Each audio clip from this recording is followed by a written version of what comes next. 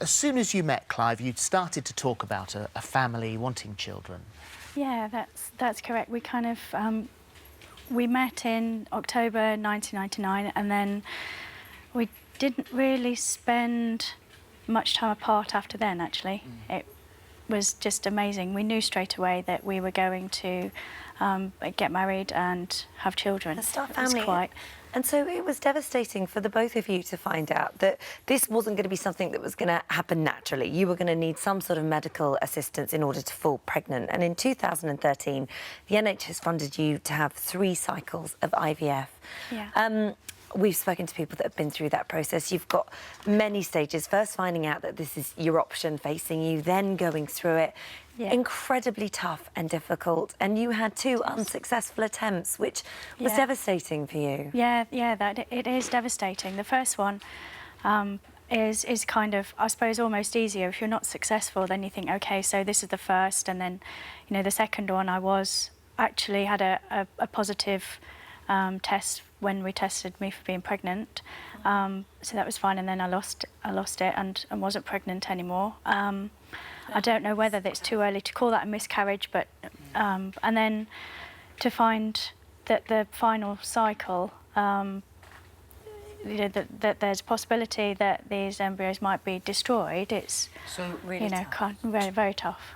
Before that 3rd cycle could begin, and the embryos are there and waiting, Clive sadly had this very sudden brain hemorrhage and died virtually instantly in front of your eyes. Yeah, that's it. And so, catastrophic in your life. You say it was you were in shock for a year. Yeah. Which is totally understandable. Yeah. And then you begin to think, do you know what, to keep him with me, to continue what we had, I would love to have a child. Exactly. And I would love to use those embryos. And then, so what did you find out? Exactly that. Well, as you said, it was a year after, and I actually thought it was only 3 months after, because it just didn't feel like a month had passed since he kind of passed away. And that, for me, was quite, I thought, crikey, that's really interesting to realise that actually, you know, your kind of memory affects your emotions, and, you know, so then to find myself in the situation that it could possibly be that I won't be able to carry any of those embryos and move them forward to have children. Because you ticked the keep them for 2-year box, well, and not the 10-year box. We can see a photo of it here. And you had ticked that 10-year box and then crossed it out. That's it. We'd researched it at home. The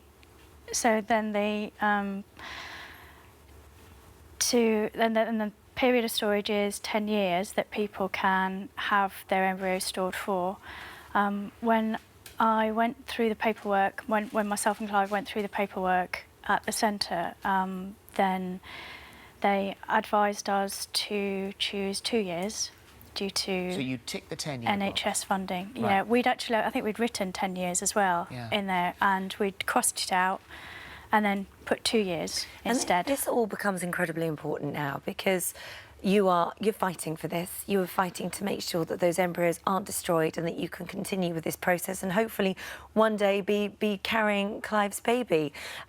Also, what was really, really key to this and what's helping you with your case is the fact that he also ticked the box that said if anything happened to him, if he passed away, that he gave his permission for you to carry his child. That's it. It gives an indication of his thinking at the time, and also that he would have consented, The Human Fertilisation and Embryology Authority, the HFEA, wrote to all IVF clinics in 2012 urging them not to restrict embryo storage to 2 or 3 years. It told them that this policy risked causing significant distress in the event of a patient dying, and urging them to allow couples to store embryos for 10 years, even if their funding ran out sooner.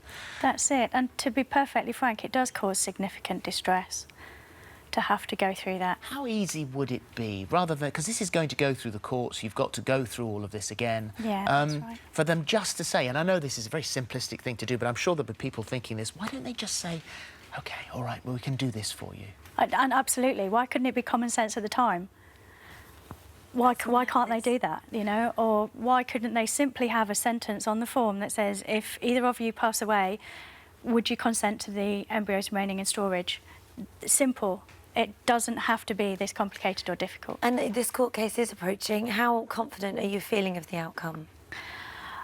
It's difficult to, because it's so uncertain. I think that it's going to be successful because it seems like common sense. That it must prevail. Yeah, and everybody's been so supportive that you think actually it would be quite inhumane for anybody to pass a judgment that those embryos couldn't remain in storage. It just seems a brutal thing to do to you if that's what is done. Doesn't it? I think so.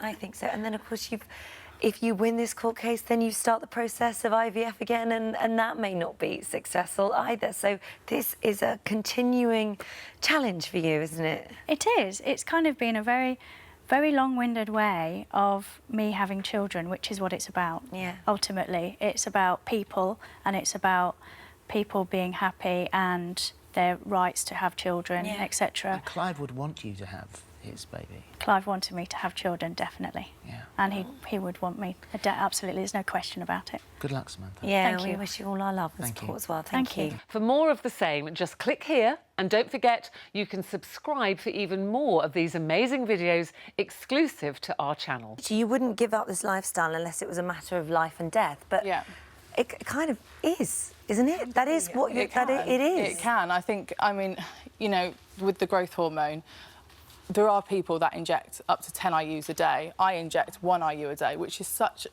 a small amount. I know there's obviously things where I don't necessarily know where it's coming from, what's in it. I'm aware of all that, but there are so many dangers in everyday life. I could walk out of this studio and get knocked down by a bus.